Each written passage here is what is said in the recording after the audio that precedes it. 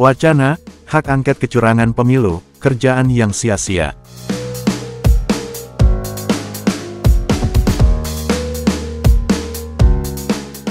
Wacana hak angket terkait kecurangan pemilu memunculkan pro kontra. Hal itu menjadi bahasan menarik dalam acara forum grup diskusi di kampus Universitas Batik Surakarta bertajuk Meneropong Hak Angket di Negara Demokrasi.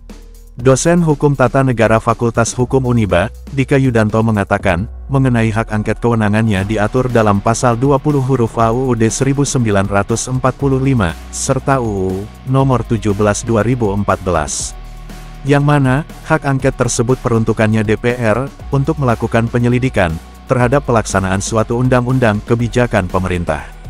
Selama ini, dia melihat, hal-hal yang dianggap sebagai kecurangan hanya klaim, padahal apabila terjadi kecurangan, juga harus dilengkapi dengan bukti-bukti. Dika memaparkan, pengajuan hak angket prosesnya tidak singkat, di mana harus diusulkan oleh minimal 25 anggota DPR RI lebih dari satu fraksi. Usulan ini yang nantinya diusulkan kepada Ketua DPR RI, di mana Ketua DPR RI akan menunjuk panitia khusus. Kemudian yang jadi pertanyaan lagi, apakah hak angket bisa dilakukan, mengingat sekarang sudah akhir Februari, dan hasil pemilu akan diumumkan tanggal 20 Maret. Pembicara lainnya, Sri Sumanta selaku pemerhati pemilu mengatakan, lantaran saat ini sudah masuk proses perhitungan suara, sehingga arah sengketanya lebih pada sengketa hasil. Ditambahkan mantan anggota Bawaslu Jawa Tengah tersebut menegaskan, bahwa pihak yang merasa dirugikan mengumpulkan bukti kecurangan, sehingga muncul PHPU.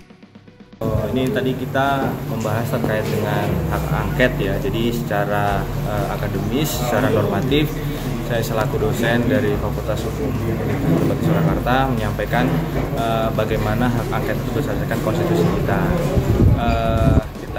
Tadi sudah saya banyak jelaskan bahwa hak angket itu memang kewenangannya adalah diberikan berdasarkan pasal 20 huruf A Undang-Undang Dasar dan Undang-Undang MD 3 yang dimana memang bila terjadi ketidaksesuaian dalam undang-undang ataupun kebijakan ataupun alasan-alasan untuk dilakukan penyelidikan. Nah, terkait dengan apakah hak angket ini bisa dilaksanakan dalam pemilu 2024 ini, ya itu adalah merupakan koridor yang berbeda. Artinya hak angket itu digunakan untuk bagaimana melihat kinerja dari pemerintah selaku penyelenggara negara menjalankan fungsi pemerintahan, sedangkan pemilu ini adalah ranahnya ad hoc, artinya berdiri sendiri. Jadi pemilu ini sudah dibuat bagaimana alurnya, penyelenggaraannya sampai dengan terjadinya sengketa, mungkin itu.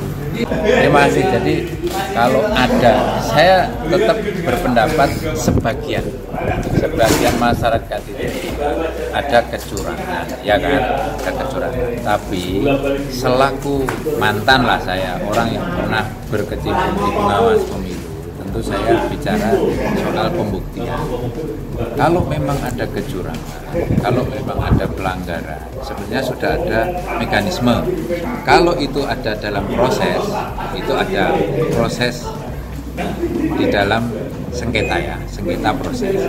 Tapi kalau ini sudah bicara, sekarang sudah pemungutan dan penghitungan, berarti kita bicara tentang hasil. Berarti nanti ada arahnya adalah sengketa hasil. Nah, kalau sengketa hasil itu arahnya jelas, perselisihan hasil pemilihan atau PHP. Nah, ranahnya sudah ada sendiri-sendiri. Kalau bicara perselisihan hasil, berarti kita harus tunggu.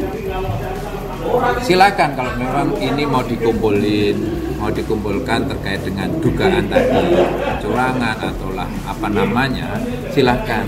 Pembuktiannya nanti ada di Mahkamah Konstitusi manakala akan diajukan ke sana. Tapi tunggu nanti keputusan KPU setelah rekap nasional, maksimal kan 35 hari. Kalau hitung-hitungan tanggal berarti maksimal kan tanggal 20 Maret maksimal. Setelah itu kan nanti MK akan 3 hari itu adenda, akan memberitahukan. Kalau nggak ada sengketa hasil, berarti ya putuskan, berarti penetapan akhir. Neng sengketa ya akan diberitahukan ini ada sengketa yang diajukan oleh pasangan atau peserta pemilu. Gitu.